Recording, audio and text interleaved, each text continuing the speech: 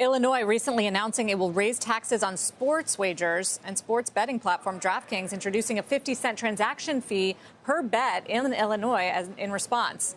Now other states could be on the radar, too. DraftKings CEO Jason Robbins joins us now. He is speaking at a Jefferies Consumer Conference. Jason, it's good to see you. Welcome. Thanks for having me. So when did this 50-cent increase on bets go into place, and have you seen any evidence about how consumers are absorbing it yet? Well, it hasn't gone into place yet. We announced it'll go in September 1st. You know, this is a recent development. The Illinois legislature, for the second time in 2 years, raised our taxes. This one was just incredibly ill-conceived. It was a per-wager tax of 50 cents, which, you know, makes no sense. If you're betting $1 or 50 cents, or even if you're betting $5 or $10, we can't make a profit anymore. So the only way that we're able to actually execute and take those bets in the state is to pass that tax on to the consumer. So all it's going to do is drive people to the illegal market or drive people to bet more. It just makes no sense, and it was done in the dead of night. We had no warning. I actually met with legislative leaders in the weeks before the budget was released, and they made no mention of this.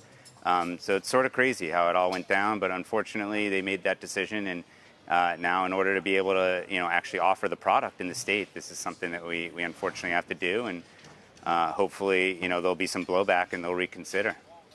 So you think the result of this is that instead of betting with you because it'll be too expensive, they're going to go to illegal, black market, or I guess smaller players as well? Well, smaller players have to pay the same thing. So, I mean, I think if you're, I mean, listen, I hope that bettors still stay with the legal market. But they don't have as much business, I guess, in Illinois. So maybe they can absorb it better? Right. No, not really, because if you think about, say somebody wants to make a bet of $1, you know, the actual profit margin on that bet is probably about 10 cents. You're getting charged 50 cents plus the tax on the 10 cents. So in order to, you can imagine, even at $10, the math doesn't really work. So you have to pass some of that along to the consumer. Otherwise, you can't take that bet no matter what your size and scale is. So anyone in the legal market is going to be damaged by this. And it's just going to drive bettors to the illegal market or drive them to bet bigger amounts, one of the two.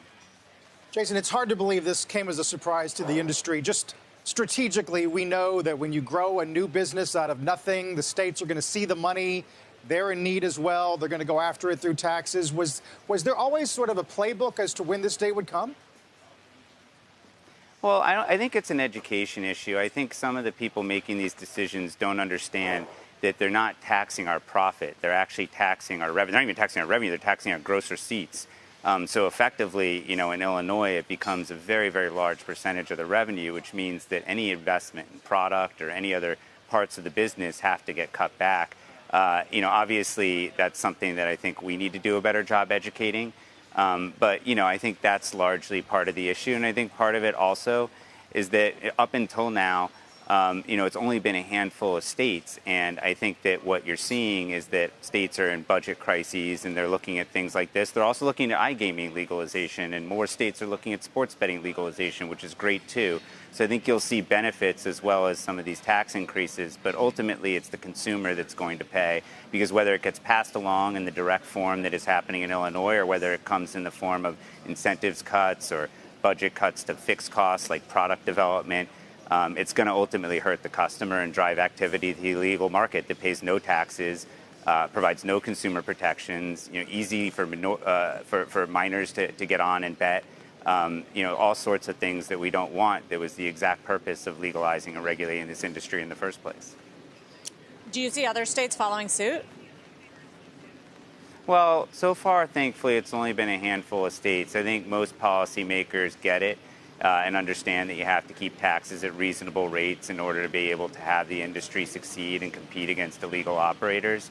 But that's, again, something we have to continue to educate people on. And I think most, you know, thankfully seem to understand that now. But there will be some. I mean, we're operating in, I think, 27, 28 states now. So there's always going to be somewhere where there's something good going on and somewhere where there's a challenge, I think. How's business overall? And what does it say about the strength of the consumer? How cyclical is it? Well, business has been great so far. I mean, we're seeing absolutely healthy customer behavior and no signs of any slowdown.